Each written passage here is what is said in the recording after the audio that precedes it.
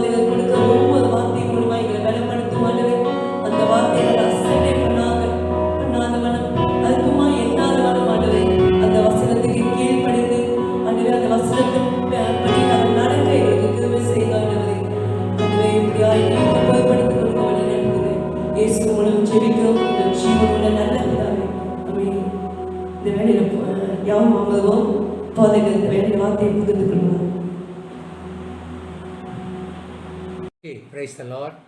Once again we can meet again in the online service. So விசுவாசிகளே எப்படி இருக்கீங்க? Praise the Lord. ஒரு காரியத்தை நான் உங்களுக்கு பேச விரும்புகிறேன். அந்த வீடியோ நீங்கள் எப்படி பார்க்குறீங்க எனக்கு தெரியாது. ஆனால் பாஸ்டர் ஸ்டீவன் வந்து 8:30 மணிக்கு போட்டிருக்காரு. அப்போது 8:30 மணிக்கு எத்தனை பேர் பார்க்குறீங்க, எத்தனை பேர் ராத்திரியில் பார்க்குறீங்க ரொம்ப ரொம்ப முக்கியம்.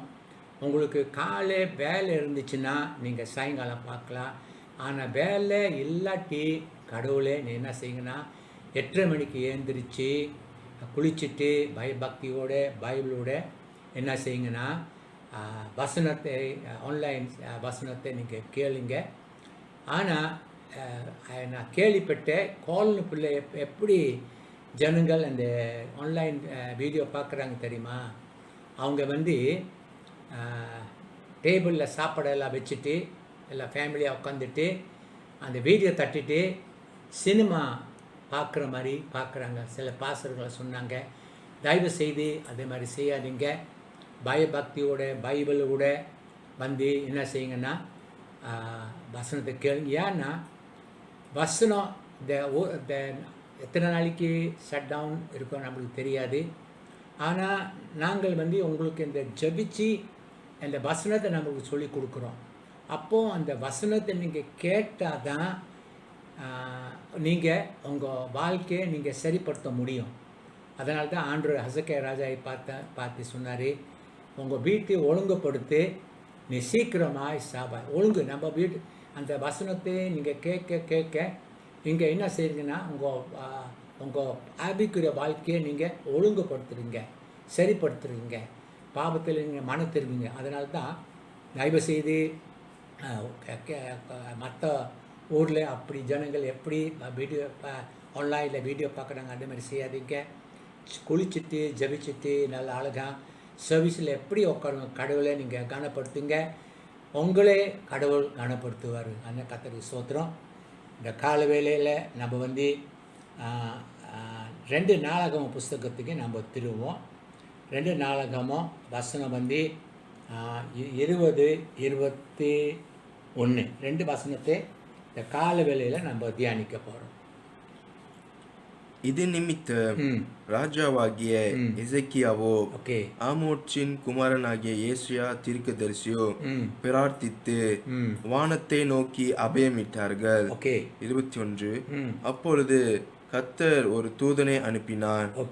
அவன் ஆசீருடைய ராஜாவின் பாளையத்தில் உள்ள சகல பராக்கிரமசாலிகளையும் தலைவரையும் சேனாதிபதிகளையும் அதம் பண்ணினான். அப்படியே சாணகேரிப் செத்த முகமாய் தன் தேசத்திற்கு திரும்பினான். அங்கே அவன் தன் தேவனுடைய கோவிலுக்குள் பிரவேசிக்கிற போது அவருடைய கற்பிறப்பான சிலர் அவனை பட்டயத்தால் வெட்டி போட்டார்கள். நம்ம ஜெபிப்போம்.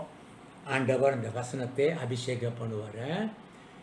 ஹல்லேலூயா. அன்புள்ள கர்த்தாவே, அசப்பா நீ கொடுத்த வசனத்தை நான் பகிர்ந்து கொள்ள போகிறப்பா.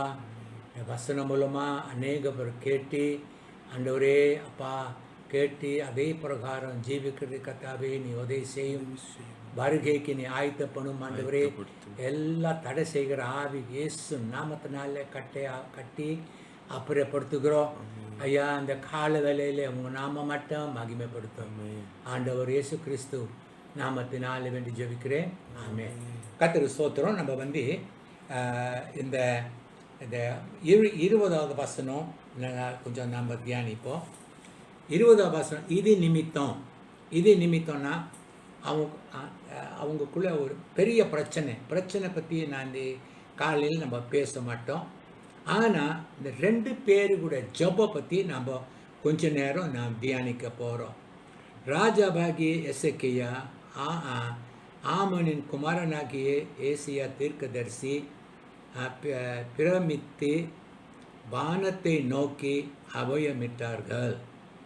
அப்பொழுது கர்த்தர் ஒரு தூதனை அனுப்பி அவனை பட்டயத்தால் அடித்து போட்டார்.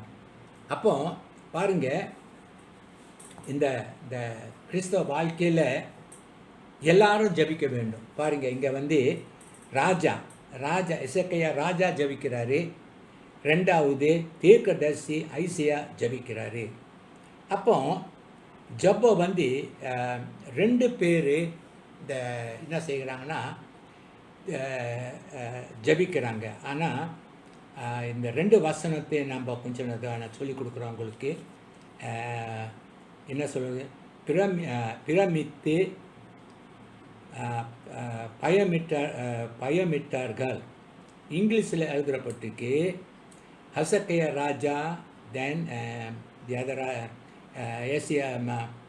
ஐசியா தீர்க்கதரிசி, அப்புறம் எசேக்கியா ராஜா 2 பேர் என்ன செஞ்சாங்க, ஜபிச்சாங்க. எப்படி ஜபிச்சாங்க, அழுதுட்டு பரலோகம் தேவனை நோக்கி ஜபிச்சாங்க. அப்போ பாருங்க, இது 2 பேரு கூட ஜபம். இன்றைக்கி நம்ம ஜப பற்றி கொஞ்ச நேரம் நம்ம தியானிக்க போகிறோம். இது 2 பேரோட ஜபம் இன்ஸ்டன்ட் ஆன்சர். பாருங்கள், 21வது வசனத்தில் 2 பேர் ஜபிக்காங்க. உடனே கடவுள் என்ன செஞ்சார், அவங்க ஜபத்தை கேட்டு தேவ தூதனை அனுப்பி எல்லா எதிரிகளை அழிச்சு போட்டார். அப்போ இந்த ஜபம் வந்து உலகத்தில் எல்லாரும் ஆண்டவர் இயேசு ஜபிச்சார், ராஜா ஜபிச்சார், தீர்க்கதரிசி ஜபிச்சார். ஆனால் இந்த ஜபத்தின் பேர் என்ன? ஆனால் பழைய ஏற்பாடில் வந்து இந்த ஜப பற்றி எழுதப்படலை. ஆனால் புதிய ஏற்பாடில் வந்து இது வந்து ஒருமித்த ஜபம். இங்கிலீஷில் சொல்லப்பட்டிருக்கு 2 of you shall agree and pray. அதனால் நம்ம என்ன செய்ய போகிறோம்னா புதிய ஏற்பாடுக்கு நம்ம போவோம். ஏன் 2 பேர் ஜபிச்சாங்க, என்ன அதில் என்ன ரகசியம்? மத்தேயு புஸ்தகம் 18க்கு திரும்பினா நம்ம அதுக்கு அதில் தெளிவாக எழுதப்பட்டிருக்கு. மத்தேயு புஸ்தகம் 18, மத்தேயு chapter 18, I think 19-20, very very important verse. ஒருமித்த ஜபம் பற்றி. ஓகே, படியா. பூலோகத்திலே நீங்கள் எவைகளை கட்டுவீர்கள்? 19 சாரி.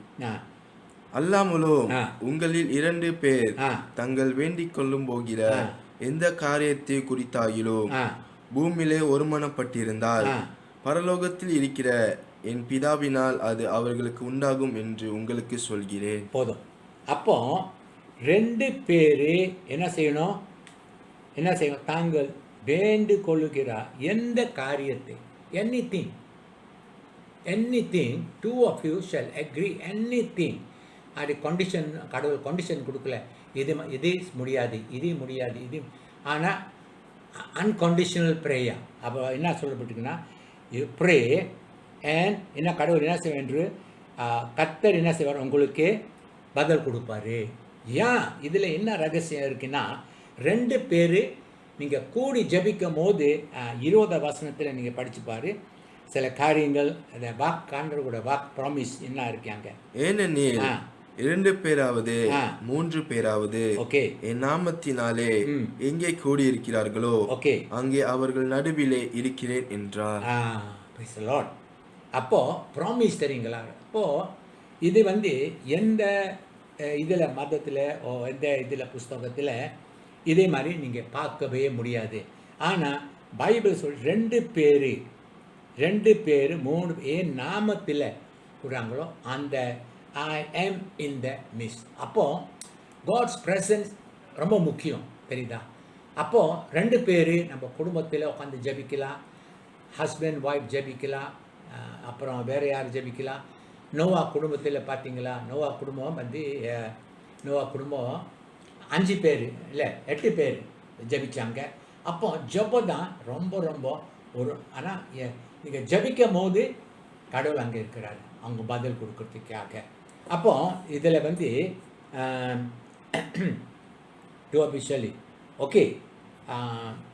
இப்போ நீங்கள் யாத்திரையாகமோ 19:20 சொல்லப்பட்டிருக்கு, Moses went up to Mount Sinai to meet God.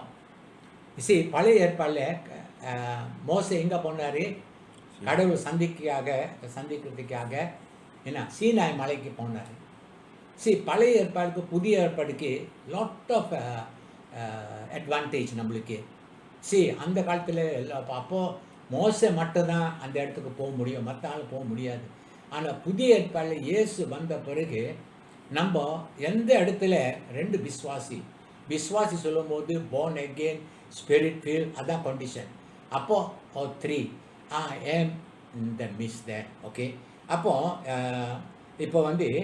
அப்போ today our God is where 2 or 3 gather, he is there.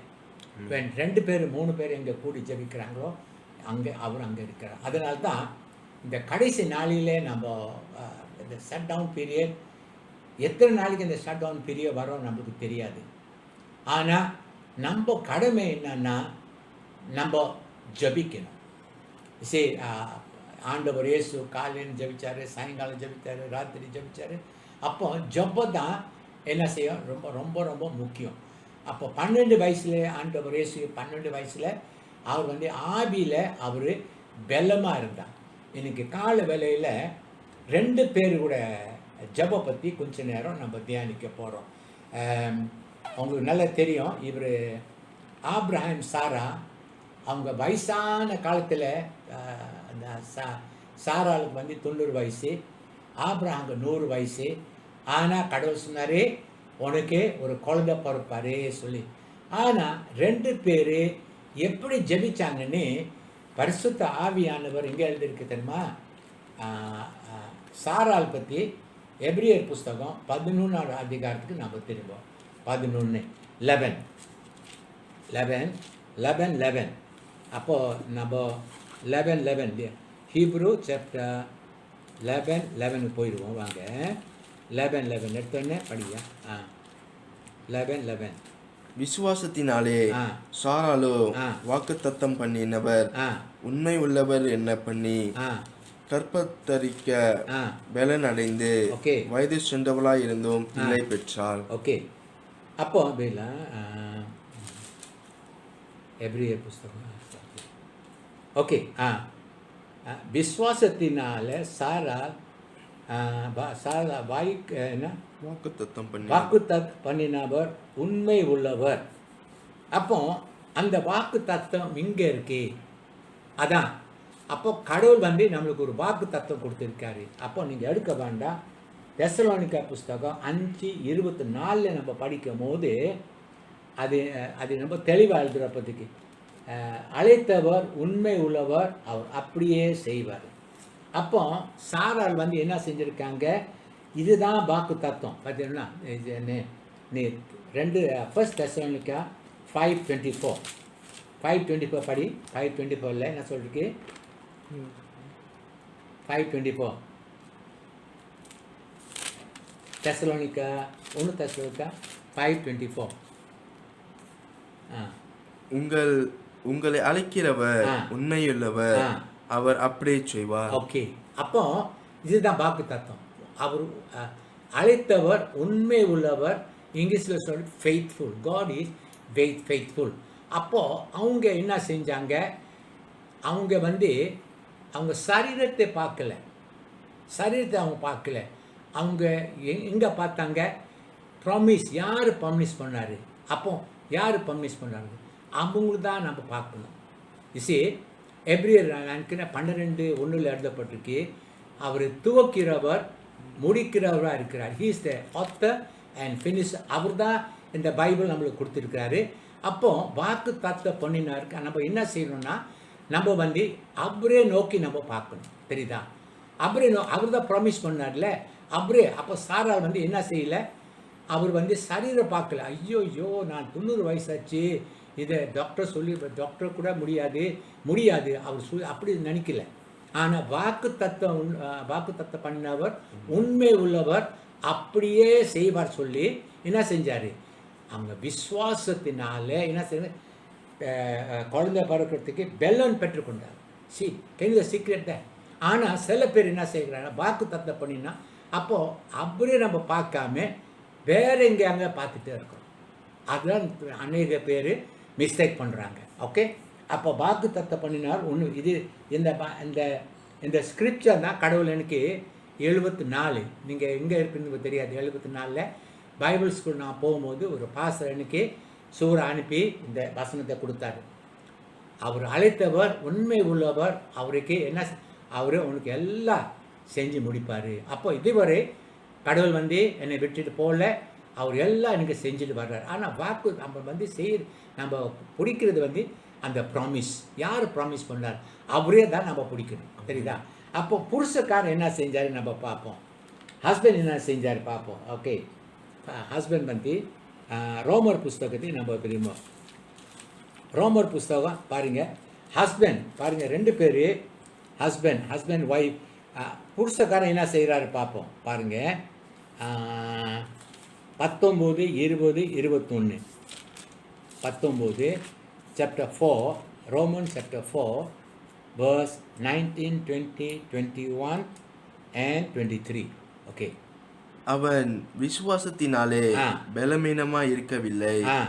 அவன் ஏறக்குறைய 100 வயதுள்ளவனாய் இருக்கும்போது தன் சரீரம் செத்து போனதையோ சாராளுடைய கற்பம் செத்து போனதையும் எண்ணாதிருந்தான். 20 தேவனுடைய வாக்கு தத்தத்தை குறித்து அவன் அவிசுவாசமாய் சந்தேகப்படாமல் 21 தேவன் வாக்கு தத்தம் பண்ணினதை நிறைவேற்ற வல்லவராய் இருக்கிறார் என்று முழு நிச்சயமாய் நம்பி தேவனை மகிமைப்படுத்தி விசுவாசத்தினாலே வல்லவனானான். இவரு என்ன செஞ்சுட்டு இருந்தாரு, இங்கிலீஷில் சொல்லப்படி ஹீ இஸ் ஏபிள். அவர்னால அவங்க என்ன சொன்னாங்க, ஃபெய்த்ஃபுல் உண்மை உள்ளவர். இவங்க ஆபிரகாம் என்ன சொல்கிறாரு, அவர்னால வாக்கு தத்துவம் பண்ண உண்மை அவர் வாக்கு பண்ண அவர் நிறைவேற வல்லவராக இருக்கிறாரு. அப்போ ஸோ இன்னும் ஜோலோகத்தில் நம்ம மிஸ்டேக் பண்ணுறோன்னா நம்ம வந்து டாக்டர் பார்க்குறோம், இவங்கள பார்க்குறோம், we are not focusing on God, but இதில் நல்லா. அப்போ இது வந்து இந்த ப்ராமிஸ் வந்து ஆபிரகாம் மட்டும் இல்லை. 23 படிக்கிறியா? 23 அது அவனுக்கு நீதியாக எண்ணப்பட்டது என்பது அவனுக்காக மாத்திரமல்ல நமக்காகவும் எழுதப்பட்டிருக்கின்றது. Promise is for us. You see, அந்த மாதிரி சூழ்நிலையில் the promise is for us. அப்போ நம்ம என்ன செய்யணும்னா நம்ம அதே போல் நம்ம ஜெபிக்கணும். தெரியுதா? அப்போ இந்த பழைய ஏற்பாடு நடந்த சம்பவம் புதிய ஏற்பாடில் பரிசுத்த ஆவி எழுதப்பட்டிருக்கு. அப்போ இன்றைக்கி நம்ம என்ன முக்கியம்னா, ஓகே, சாரால் did not look at that. Okay, சரி, ஃபெய்த்ஃபுல். ஓகே, அப்போ 20வது வசனம். Okay, 23. Okay, both of them, Abraham and Sarah, loved the Lord. Both of them believe in God. You see, both of them believe in God. You see, 2 பேர் புருஷ மனைவி ஜபிக்கும் போது 2 பேர் என்ன செய்யணும், விசுவாசிக்கணும். ஆனால் விசுவாசி எப்படி வரோன்னா உங்கள் ரட்சிப்பு தான் ரொம்ப ரொம்ப முக்கியம். இந்த தெரியுங்களா, 2 பேர் பாருங்கள் எப்படி தெரியும் அவங்க ரட்சிக்கப்பட்டிருக்காங்கன்னு. அவங்க வந்து ப்ராமிஸ் கடவுளை சொன்னார், அவர் ஃபெய்த்ஃபுல்லாக இருக்கிறார். அப்போ ஏப்ரஹாம் சொல்கிறாரு இஸ் ஏபிள், நிறைவேற வல்லவராக இருக்கிறார். அப்போ 2 பேர் வந்து ரட்சிப்பு தான் ரொம்ப ரொம்ப முக்கியம். அப்போ ரட்சிப்பு தான் ரொம்ப முக்கியம். இசை ஒரு வசனத்தை படிப்போம். ரோமர் புஸ்தகம் 8வது அதிகாரம் 9வது வசனம். ரோமர் 8:9. தேவனுடைய ஆவி உங்களில் வாசமாய் இருந்தால் நீங்கள் மாம்சத்துக்கு உட்பட்டவராய் இருக்காமல் ஆவிக்கு உட்பட்டவர்களாய் இருப்பீர்கள். ஓகே. கிறிஸ்துவின் ஆவி இல்லாதவன் அவருடையவன் அல்ல. ஓகே. சி, அப்போ கிறிஸ்துவின் ஆவி, you don't have the spirit of God, you can go to church. நிறைய பேர் இதே மாதிரி சபைக்கு போடுறாங்க, தஸ்மா எல்லாம், ஆனால் அவங்களுக்குள்ளே என்ன இல்லை தெரியுங்களா? The spirit of God is not there. ஆனால் முழுசாக அவங்க என்னன்னா ரட்சிக்கப்படலை. இதில் தான் பெரிய பிரச்சனை. இப்போது பெரிய நோவா காலத்தில் எத்தனை ஆயிரம் பேர் இருந்தாங்க? எத்தனை பேர் பரலோகத்துக்கு போனாங்க? 8 தான் போனாங்க. ஜோஷுவா காலத்தில் எத்தனை பேர் போகிறாங்க? ஜோஷுவா காலேஜ் மட்டும்தான் போனாங்க. இசி ரட்சிப்பு தான் ரொம்ப ரொம்ப முக்கியம். ரட்சிப்பு அதனால தான் தேவ ஆவி நம்மக்குள்ளே இருக்கிறா இல்லை நீ எப்போதும் நம்ம என்ன செய்யணும்? செக் பண்ணிட்டு இருக்கணும். அப்போது ஆவி, தேவ ஆவி, அவன் கடவுளுக்கு அவங்க இல்லை, அவங்க சொந்தம் இல்லை. இதில் அப்போ ரெண்டு பேர் என்னன்னா போத் லவ் த லார்ட். ஓகே. 1 பேதுரு 4:8 சொல்லப்பட்டிருக்கு, ஊக்கமாய் அன்பிலே நிலைத்திருங்கள், அன்பு திரளான பாவங்களே மூடும். இப்போ வந்து கொஞ்சம் வேறு சப்ஜெக்ட் கொஞ்சம் போயிடும். இப்போ நீ நல்லா கவனிச்சுப்பார். கிறிஸ்தவ கல்யாணத்தில் வந்து அநேக பிரிவினை வருது. சரி, பழைய இந்தியெல்லாம் வந்து கிறிஸ்தவர்கள் வந்து என்ன வந்தால் கூட, என்ன கஷ்டம் வந்தால் கூட ஒருத்தர் உண்மையாக இருந்து கடவுளுக்கு ஜெயிப்பாங்க. இப்போ கடைசி நாளில் என்ன நடக்குதுன்னா, சின்ன காரியத்தினால, சின்ன காரியம்தான் அவங்க பிரிஞ்சு போகிறாங்க. ஆனால் பேதுரு சொல்லாரு, ஊக்கமாக அன்பிலே நிலைத்திருங்க, அன்பு திரளான பாவங்களே மூடும். அப்போ அடுத்த வசனத்துக்கு நம்ம போவோம். அடுத்த வசனம் அப்போது 1 யோவான் 4:8 அதில் கொஞ்சம் தியானிப்போம். 4:8 அன்பில்லாதவன் தேவனை அறியான், தேவன் அன்பாகவே இருக்கிறார். அப்போ இதுதான் ரொம்ப முக்கியம். இப்போ என்ன சொல்லப்பட்டிருக்கு? அன்பு இல்லாதவன் தேவனை அறியான், தேவன் அன்பாக இருக்கிறாரு. இப்போ நீங்கள் சில காரியங்கள் நீங்கள் பார்க்கும்போது உலக ஜனங்கள் ஒரு தவறான காரியத்தை வாழ்கிறாங்க. நம்ம அதே மாதிரி காரியத்தை செய்யாமல் நம்ம வந்து நம்ம வாழ்க்கையை நம்ம சரிப்படுத்தணும். ஓகே. நம்ம என்ன செய்ய போகிறோம்னா, 1 யோவான் திரும்பியா 1 John chapter 4 verse 8. 1 John chapter 4 verse 8. 1 John chapter 4 verse 8 படி. அன்பில்லாதவன் தேவனை அறியான், ஓகே, தேவன் அன்பாகவே இருக்கின்றார். ஓகே. அப்போ இதில் நம்ம பார்க்குறோம், ஏன் இந்த மாதிரி யோவான் எழுதியிருக்கான், ஜான் எழுதியிருக்கான்னா 4:20 நீங்கள் படித்தா சில காரியங்கள் நம்ம கண்டுபிடிக்கலாம். ஓகே. தேவனிடத்தில் அன்பு கூறுகிறேன் என்று ஒருவன் சொல்லியும் தன் சகோதரனை பகைத்தால் அவன் பொய்யன். ஓகே. தான் கண்ட சகோதரனிடத்தில் அன்பு கூறாமல் இருக்கிறவர் தான் காணாத தேவனிடத்தில் எப்படி அன்பு கூறுவான்? சரி, இதுதான் முக்கியம். இப்போ வந்து உங்கள் மணி வந்து நீங்கள் பார்த்துட்டு இருக்கிற கடவுள் நம்ம பார்க்கல, அப்போ மனைவி பார்த்துட்டு இருக்கிறோம். அப்போ பார்க்காத மனைவியை நீ பகைத்து, அப்போ நான் கடவுளை நான் நேசிக்கிறேன் போல் சொல்ல, நீ கடவுளை ஒன்று பார்க்கல, எப்படி கடவுளை நேசிக்க முடியும்? அப்போ முதலாவது நீ உங்கள் சகோதரனை நேசிக்கணும். இதுதான் அநேக பேர் இதே மாதிரி தான் வாழ்கிறாங்க. அவங்களோட ஒருத்தர் அன்பு என்ன உண்மையான அன்பு இல்லை, நினச்சா அது சும்மா இமோஷனல் கிறிஸ்டியன்ஸாக இருக்கிறாங்க. அதனால தான் என்ன செய்யணும்னா, அவங்க நிறைய கிறிஸ்தவ கல்யாணம் வந்து ரொம்ப மோசமான நிலைமையில் இருக்குது. இப்போ தான் நம்ம கிறிஸ்தவ புருஷ மனைவி அவங்க உட்காந்துட்டு யோசிக்கணும். நான் வந்து புருஷன் கேட்கணும், நான் உண்மையாக என் மனைவியை நேசிக்கிறேம்மா. நம்ம சரியாக நேசிக்கலாட்டி இப்போவே நம்ம என்ன செய்யணும், சரிப்படுத்தணும். நீ ஊழியம் செஞ்சு பெரிய பெரிய காரியங்கள் கடவுள் செஞ்சால் ஒரு பிரயோஜனம் இல்லை. இது அன்பு தான் ரொம்ப முக்கியம். அன்பு திரளான பாவங்களை முடியும். அப்போது அன்பு திரளான அப்போது சில டைமில் உங்கள் மனைவி கொஞ்சம் தவறு செஞ்சிட்டேன்னா அப்போ இதை பீட்டர் சொல்கிறாரு, ஊக்கமான அன்பில் நிலைத்திருங்க. அன்பு திரளான அன்பு இருந்துச்சுன்னா அப்போ அன்பு எப்படி வரும்? கடவுள் அங்கே இருக்கணும். இவங்க இந்த போய் 20ஆம் வசனம் நான் படிக்கிறது, இவர் கடவுள் வாழ்க்கையில் இல்லை. அவர் சும்மா பேருக்கு தான் சும்மா சபைக்கு போயிட்டு இருக்கிறாரு.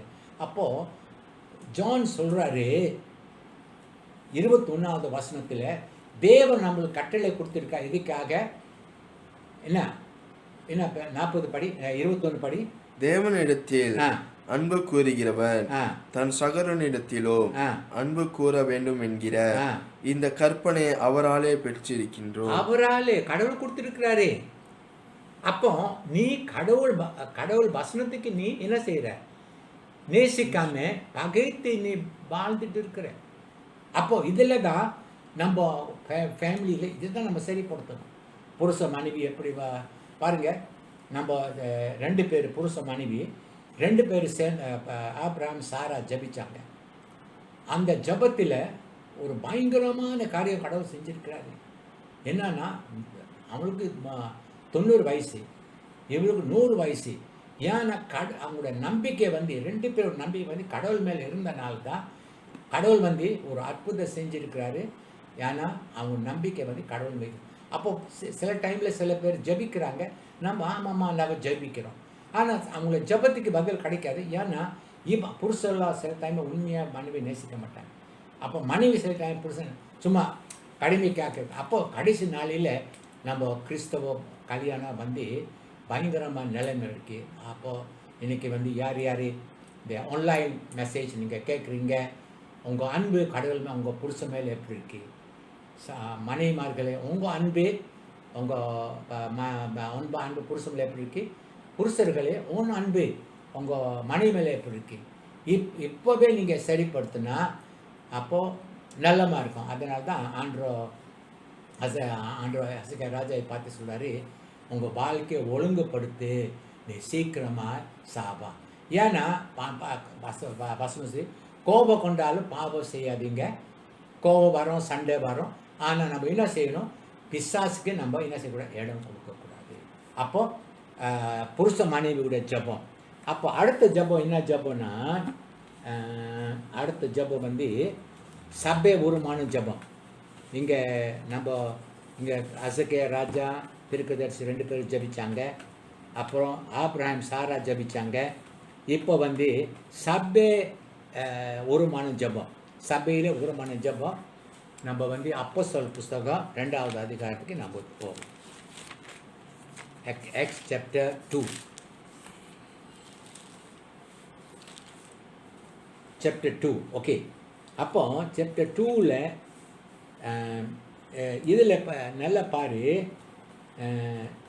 41 படி 2:41. அவனுடைய வார்த்தையை சந்தோஷமா ஏற்றுக்கொண்டவர்கள் ஞானஸ்தானம் பெற்றார்கள். ஓகே. அன்றைய தினம் ஏறக்குறைய 3000 பேர் சேர்த்து கொல்லப்பட்டார். பாருங்க, ஜென்வின் சால்வேஷன். அப்போ 3000 பேர் எப்படி ஜீவிச்சாங்கன்னா 44 படி விசுவாசிகள் எல்லாரும் இந்த 3000 விசுவாசிகள் எல்லாரும் ஒருமித்திருந்து சகலத்தையும் பொதுவாய் வைத்து அனுபவித்தார்கள். இதுதான் 45ல் தான் இதில் பாருங்க தேவனுடைய அன்பு வெளிப்படுகிறது. 45 படி, காணி ஆட்சிகளையும் ஆஸ்திகளையும் விற்று ஒவ்வொருவருவனுக்கும் தேவையான தக்கத்திற்காக அவைகளில் எல்லாருக்கும் பகிர்ந்து கொடுத்தார்கள். ஓகே. அப்போ யாராவது சொன்னாங்களா உங்கள் வீட்டில் 2 காடு இருக்குது, ஒரு காடு விற்றுருங்க, உங்கள் 2 வீடு இருக்குது, உங்கள் ஒரு வீடு விற்றுருங்க, 2 மோட்டர் சைக்கிள். ஏன்னா தேவனோட அன்பு இந்த ரட்சிப்பு தான். கடவுள் நமக்குள்ள இருக்கும் போது இதுதான் தேவனோட அன்பு வெளிப்படுகிறது. எப்படின்னா, ஐயோயோ நம்ம சபையில் ஏழையாக இருக்குது, நிறைய ஏழை இருக்கிறாங்க. அப்போ நம்ம வந்து 2 காடி வச்சுருக்கிறோம். அப்போ ஒரு காடி விற்றுட்டு அந்த காசு எடுத்துட்டு என்ன செஞ்சாங்க, எல்லாரும் போய் அப்போஸ்தலர் பவுல் கையில் வச்சாங்க. அப்போ அவங்களுக்குள்ள இன்னும் நம்ம பார்த்தோன்னா அன்பு, God's love manifested in the book of Acts. You see, அந்த மாதிரி அன்பு நம்ம வந்து இப்போ சபையில் பார்க்க முடியாமல் இருக்கிறோம். எப்படி இருக்கு அன்பு தெரியுங்களா? சுயப்பிரியர், அப்புறம் சுயப்பிரியர், அப்புறம் சொந்தம். they love themselves more than loving God, you know. அப்போது இதில் தேவன் அன்பு வெளிப்பட்டது. அப்புறம் 46 படி, அவர்கள் ஒருமனப்பட்டவர்களாய் தேவாலயத்திலே அனுதினமும் தரித்திருந்து வீடுகள் தோறும் அப்பம் பிட்டு மகிழ்ச்சியோடும் கபடமில்லாத இருதயத்தோடும் போஜனம் பண்ணி, கபடமில்லாம one heart, ஒரு together, one heart, one mind. அப்போ என்ன செஞ்சாங்கன்னா அவங்களுக்குள்ளே ஒரு அழகான யூனிட்டி. இப்போ வந்து நம்ம சபையில் நம்ம எடுத்துக்கொள்வோம். இப்போ ஜனமையா வந்து அப்போ தூரத்தில் இருக்கிறாரு அவங்கள. அப்போது நம்ம விசுவாசிகள் தான் அவங்கள போய் என்ன செய்யணும், போய் சந்திக்கணும். இப்போ அண்ணன் மாரி பாரு, அவங்க உண்டியாக தான் இருக்கிறாங்க. அவங்களுக்கு ஐக்கிய கொண்டு ஒன்றும் இல்லை. ஐயோ பாவம் அம்மா உண்டியாக இருக்காங்க, அவங்க எப்படி மார்க்கெட்டு போவாங்க எனக்கு தெரியாது. அப்போது இதுதான் the genuine love comes from the heart, you know. The salvation, just not only salvation, ஆனால் தேவனுடைய அன்பு அந்த விசுவாசி மூலமாக வெளிப்பட்டது. அப்போ என்ன செஞ்சாங்க, அவங்க வீட்டில் சாப்பாடு இல்லை, அவங்க வீட்டில் துணி இல்லை. அப்போது இப்போ வந்து அப்போது அண்ணன் மாரி இருக்காங்க, செல்வராஜ் இருக்காரு அங்கே. அப்போ அவங்கள போய் என்ன நம்ம தான் போய் என்ன செய்யணும், தேவனுடைய அன்பு வெளிப்படணும். அப்புறம் எப்படி இருக்குன்னு பாதா, அப்புறம் சிஸ்டர் எப்படி இருக்கீங்க, this is what called Christians. This all called Christians, you know. ஆனால் இது நம்ம வந்து இது காண முடியல சபையில். ஆனால் அப்போஸ்தலர் காலையில் இதெல்லாம் இருந்துச்சு. அது மட்டும் இல்லை, ஆனால் என்ன செஞ்சாங்கன்னா ஒருமித்து அப்போ 47 படி, தேவனை துதித்து ஜனங்கள் எல்லாரிடத்திலும் தயவு பெற்றிருந்தார்கள். ஓகே, ரட்சிக்கப்பட்டவர்களை கர்த்தர் அனுதினமும் சபையிலே சேர்த்து கொண்டு வந்தார். அவருடைய நோக்கம் என்ன, அநேக பேர் ரட்சிக்கப்படணும், அநேக பேர் ரட்சிக்கப்படணும். அப்போது கடவுள் என்ன செஞ்சார், சபையில் ஒரு மனம் பார்த்துட்டு ஆண்டவர் என்ன செஞ்சார், அனுதினமும் ஒவ்வொரு நாளையும் ரட்சிக்கப்பட விசுவாசிகளை நான் ஆண்டவர் என்ன செஞ்சார்னா சபையில் சேர்த்து கொண்டார். அப்போது இன்றைக்கி முக்கியமாக காரியம் என்னன்னா ஒருமித்து ஜபம். இப்போ வந்து ஃபேமிலியில் குடும்பமாக நம்ம என்ன ஜபிக்கிற மட்டும் இல்லை, நமக்குள்ளே அந்த தேவ அன்பு வெளிப்படணும். நம்ம கடவுள் வி லவ் சொல்லிட்டு இருக்கிறோம், ஆனால் வெளிப்பட்டுச்சா நம்ம அன்பு எப்படி அப்போ இவங்க தான் என்ன செஞ்சாங்க, வீடெல்லாம் விற்றாங்க. கடவுள் அவங்க உள்ளத்தில் பேசலாட்டி நீ உங்களுக்கு நான் சொல்கிறேன் ஒன்றுலாம், அவங்க 2 மோட்டர் சைக்கிள் இருக்குது, நீ சொந்த காசு போட்டு வாங்கியிருக்கிற, நீ நான் எல்வின் போய் மோட்டர் சைக்கிள் விற்றுட்டு சாச்சு என்ன பாஸ்தா நான் சொந்த காசு இல்லை நான் சம்பாரித்து வாங்கியிருக்கிறேன் நீ, ஆனால் கடவுள் பேசணும். God's love must manifest through you, no? God love must manifest. இது அப்போ அப்போஸ்தலர் புஸ்தகத்தில் அதே மாதிரி பாருங்கள், இந்த அப்போஸ்தலர் புஸ்தகத்தில் 4:32 பார்த்தீங்க, அதே அதே சேம் ப்ராப்ளம். 4:32 படி, விசுவாசிகளாகிய திரளான கூட்டத்தார் ஒரே இருதயமும் ஒரே மனமும் உள்ளவர்களாய் இருந்தார்கள். ஒருவனாகிலும் தனக்குள்ளவைகளை ஒன்றையும் தன்னுடையதென்று சொல்லவில்லை, சகலமும் அவர்களுக்கு பொதுவாக இருந்தது. பார்த்தீங்களா? லைக் ஒரு ஃபேமிலி. இப்போ வந்து ஜாதி பார்க்கல, நம்ம இன்னும் ஜாதி இன்னும் பார்க்கல, சபையில் நம்ம ஒரு குடும்பம். அப்போ பாருங்க ஒருமித்து அந்த அப்போ கடவுள் என்ன செஞ்சார்னா அனுதினமும் சபையில் ஆண்டவர் பொது சேர்த்து கொண்டார். அப்போ இன்றைக்கி கூட காலையில் மெசேஜ் என்னென்னா ஒரு மன ஜபம் ரொம்ப ரொம்ப முக்கியம். ஒரு மன ஜபம், அப்புறம் புருஷ மனைவி ஒருமித்து ஜபிக்கிறது, அப்போ குடும்பமாக ஜெபிக்கிறது. அப்போ சபையில் வந்து இதுதான் நம்ம ஜெபிக்கணும். சபைக்கு ஒருமித்து ஜெபம், ஒருமித்து ஜெபம் இருந்தால் தான். இப்போ வந்து சில பேர் நம்ம பார்த்தா உண்மையாக ரட்சிக்கப்பட்டிருக்காங்க இல்லை, சில டைமில் எனக்கு சில டைமில் நிறைய சந்தேகம் வருது. ஏன்னா நம்ம வந்து நானே ஒரு 48 இயர்ஸ் பேக் ஐ சே, அப்போ நம்ம சபையில் நம்ம வந்து சபை எத்தனை மணிக்கு ஸ்டார்ட் பண்ணோம் தெரியுங்களா? 6 மணிக்கு சபை ஸ்டார்ட் பண்ணோம். ஆனால் நம்ம வந்து 5:30 மணிக்கு சபையில் போய் எல்லாம் ஒரு 70 பேர் இருந்தோம். 70 பேர் வந்து சபையில் வந்து என்ன செய்வாங்க, ஆனால் காடியில் பஸ்ஸில் எல்லாம் நடந்து வருவாங்க. அப்போ அது எதை குறிக்குதுன்னா தேவனோட அன்பு வெளிப்படுகிறது. அப்போது இந்த கடைசி நாளில் நம்ம சபைக்கு ஜெபிப்போம், ஆண்டவரே அப்போஸ்தலர் காலத்தில் உங்களோட அன்பு வெளிப்பட்டது, அதே மாதிரி அன்பு நம்ம சபையில் வெளிப்படணும் ஆண்டவரே. ஒருத்தருக்கு நம்ம நேசிக்கணும், ஒருத்தரை போய் நம்ம உற்சாகப்படுத்தணும் சொல்லி நம்ம சபையில் இந்த அன்பு, தெய்வீக அன்பு வெளிப்படுத்தணும். அது அப்படி நடந்தால் தான் நம்ம இதான் ஒருத்தருக்கு ஒருத்தர் ஐக்கியம். ஐக்கியம் இல்லை நம்ம சபையில் பார்த்தியா? இப்போ நம்ம ஃபோனெல்லாம் இருக்குது. அப்போ பழைய விசுவாசிகள் என்ன செய்யலாம், ஃபோன் அடித்து கேட்கலாம், செல்வாஜிக்கிட்ட கேட்கலாம், அண்ணமரிக்கிட்ட எப்படிங்க சும்மா கேட்குறது தான். அப்போது சிவா அங்கே இருக்கிறாரு. அப்போ ஒருத்தர் சந்திக்க முடியலாட்டி கூட ஐக்கியம் தான், ஃபோனில் ஐக்கியம் கொள்ளலாம்.